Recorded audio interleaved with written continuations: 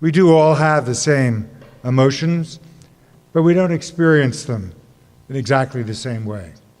And what triggers them, what makes you angry may not be what makes someone else angry. And often that's very hard to understand. Why don't we all feel the same way in the same situations? Sometimes we do, sometimes we don't. Our emotions are shown on our face and heard in the sound of our voice. And you know better how I feel at the moment than I know, because you can see my face and I can't. And the face is the best window we have on what's going on inside the brain and how we're feeling. Very often, we're not aware of the fact that we're acting emotionally until someone says to us, "What are you so upset about?" And then we realize that we're in the grip of an emotion. And I've spent a lot of my time and effort developing tools, online tools, that people can use to increase their ability to read other people, particularly to read the subtle signs, particularly to read and recognize when a feeling is just beginning, when a person isn't even aware that anything's going on. You can learn to spot that. But today I want to talk to you about something completely different and yet amazingly important. So let's take for granted that you know how someone feels in a situation. How do you respond to that? What should you say? How should you act? What's the most constructive way? Now, the definition of it being constructive is that it's going to further your relationship rather than interfere. It's going to set the stage for you to be able to do further things with that person, if you so choose, and if they so choose.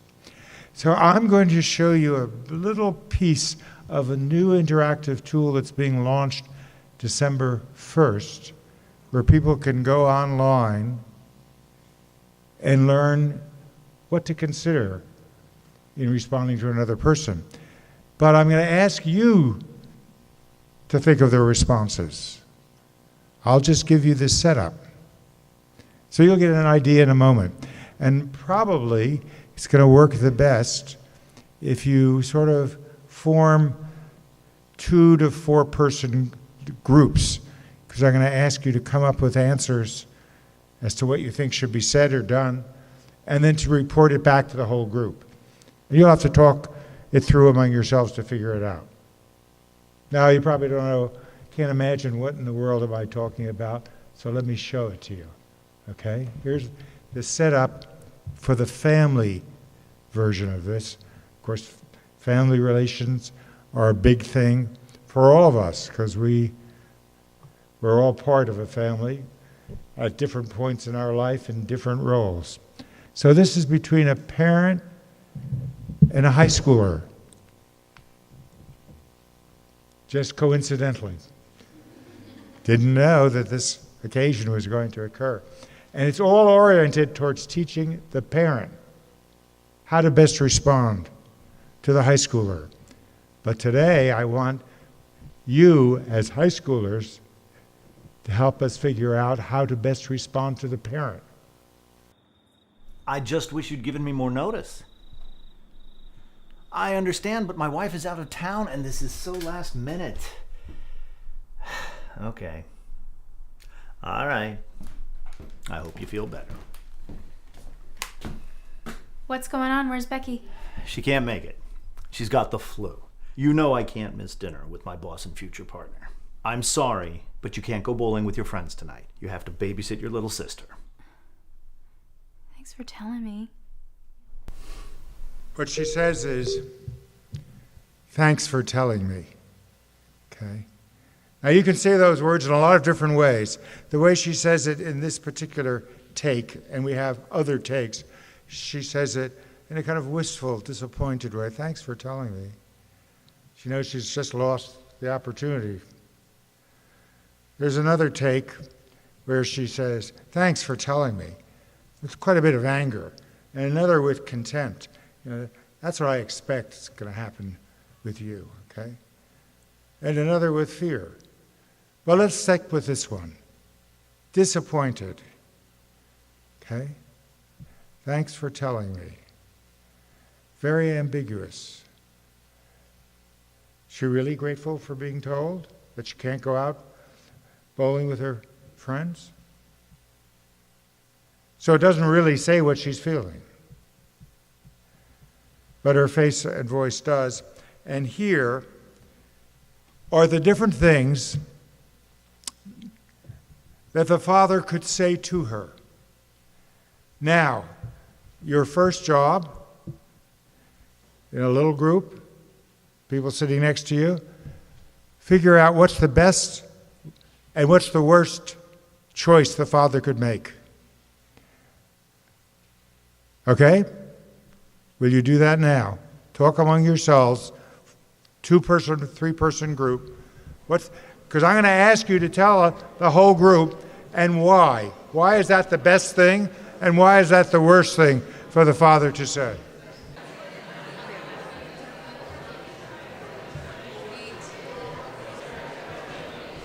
Okay, who wants to tell me which group?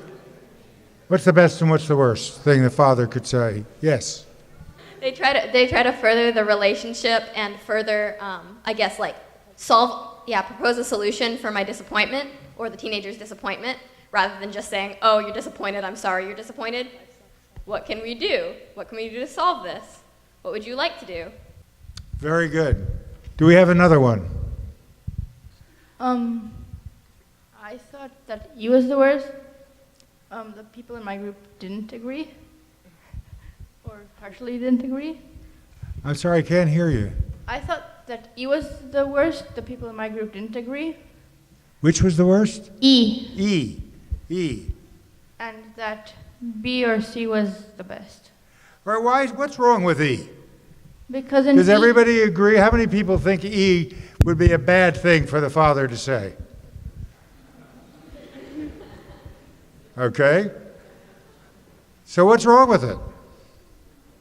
The father takes no responsibility and just places the blame on everyone else and sort of oh, sorry, it's not my fault. Blame everyone else.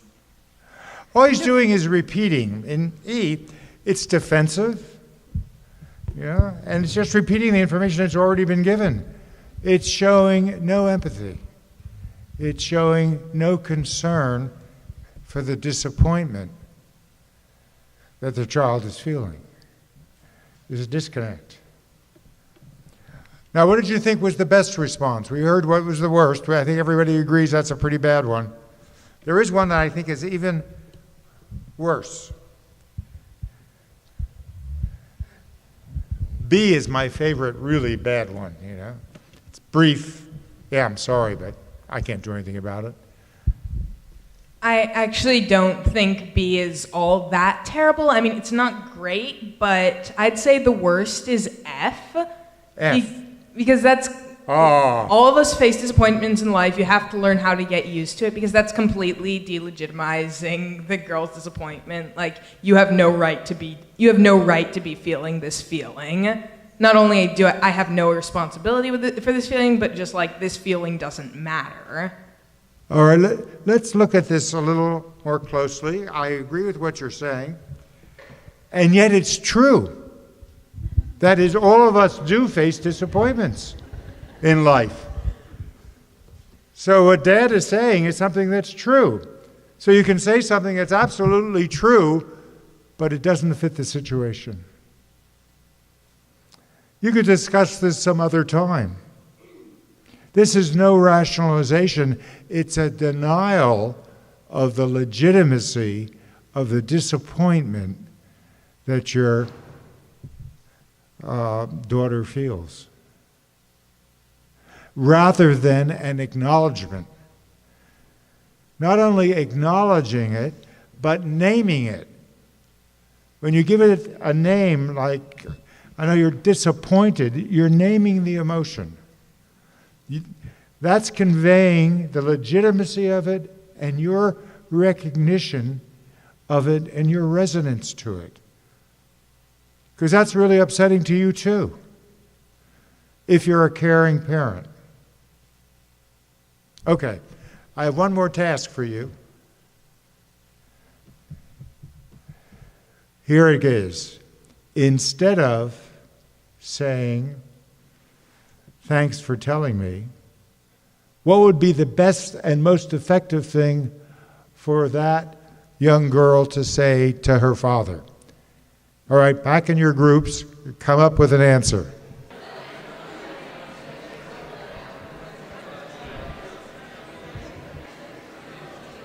Okay, I got to stop you because of time.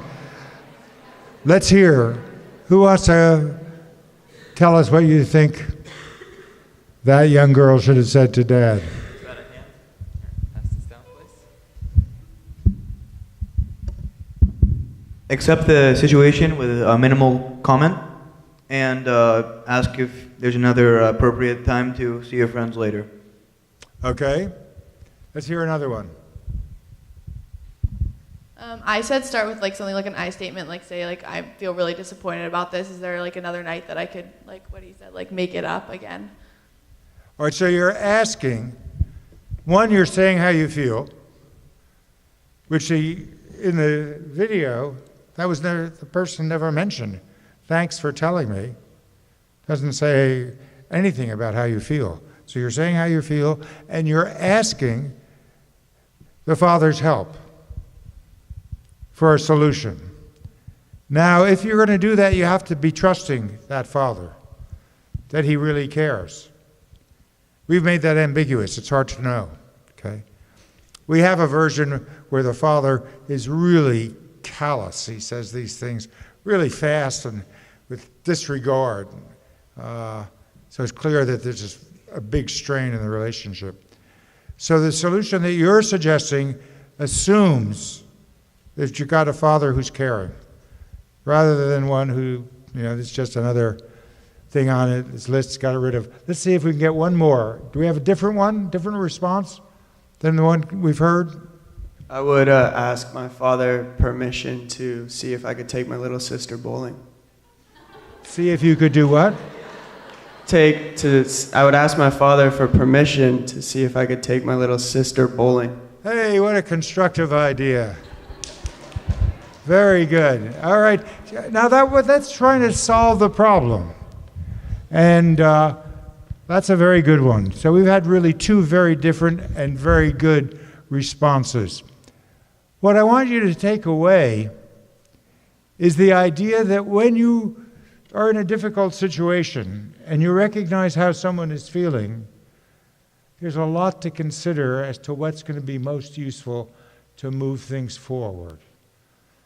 And one of the things that almost always applies is to recognize how they feel and to acknowledge the legitimacy of the feeling they are having.